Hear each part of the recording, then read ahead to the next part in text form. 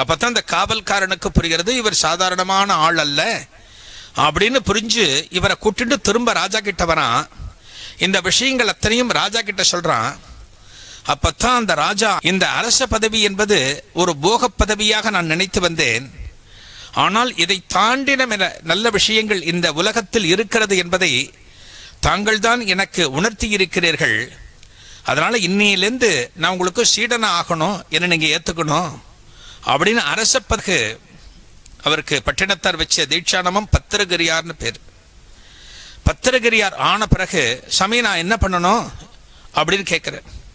அப்பா நான் நிறைய யாத்திரை போகணும், நீ என்ன பண்ணு, தமிழகத்துக்கு போ, திருவிடை மருதூர் திருத்தலத்திற்கு போ, மகாலிங்க சுவாமின்னு மிகப்பெரிய ஆலை, நான் பின்னர் நாட்களில் வருகிறேன் அப்படின்னு சொல்லிட்டு பட்டினத்தார் இந்த பத்திரகிரியாரை முன்னாடி அனுப்புறார். பத்திரகிரியார் அனைத்தையும் துறந்து விட்டு குடும்பத்தை துறக்கிறார், அரச பதவியை துறக்கிறார், மனைவி மக்களை துறக்கிறார், எல்லாவற்றையும் துறந்து விட்டு இந்த